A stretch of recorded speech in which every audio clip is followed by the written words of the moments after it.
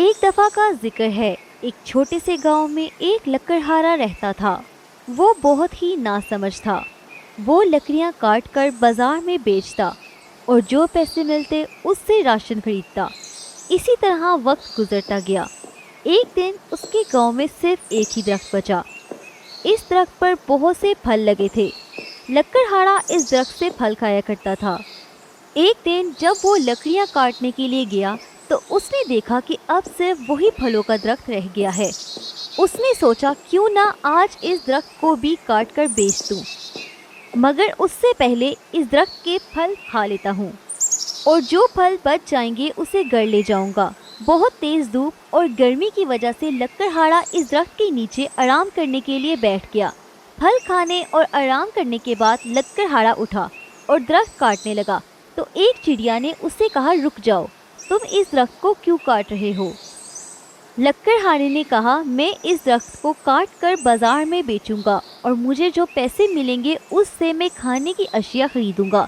چڑیا نے لکڑہارے سے کہا، تم بہت بے وقوف ہو، تم نے سارے درخت کاٹ دیے، اب یہ بچا ہے، اسے بھی تم کاٹنا چاہتے ہو؟ اگر تم نے پیسے ہی کمانے ہیں تو اس درخت کو کاٹنے کی بجائے اس درخت کے پھل توڑ کر بازار میں بیچو اور جو پیسے ملے ان سے راشن خریدو۔ اگر تم نے آج اس آخری درخت کو بھی کاٹ دیا تو پھر تم پیسے کیسے کماؤ گے جب درخت ہی نہیں ہوں گے؟ لکڑہارے نے چڑیا سے کہا، بات تو ٹھیک ہے، لیکن یہ میرے ذہن میں کیوں نہیں آئی؟ لیکن اگر میں درخت نہیں کاٹوں گا تو آگ کیسے جلاؤں گا؟ درخت تو پھر بھی کاٹنا ہی پڑے گا۔ چڑیا نے اس بدھو لکڑہارے سے کہا، بازار سے چولہا جلانے والا تیل خریدو اور اس سے آگ جلاؤ۔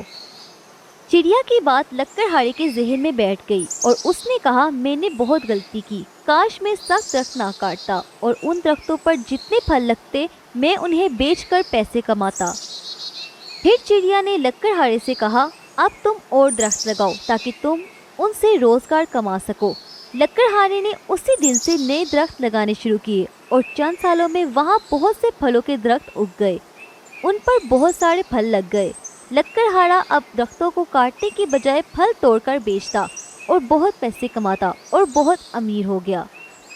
چڑیا کی اس سمجھداری سے درخت بھی بچ گیا اور لکڑہارا بھی بہت امیر ہو گیا۔ تو پیارے بچوں، کس طرح سمجھدار چڑیا نے درخت بھی بچائے اور لکڑہارا بھی امیر ہو گیا۔ آج کل کے بے وقوف لوگ بھی اپنے روزگار کے وسائل ختم کر کے اپنی زرعی زمین پیسوں کے لیے فروخت کر کے اپنے روزگار کا ذریعہ ختم کر رہے ہیں۔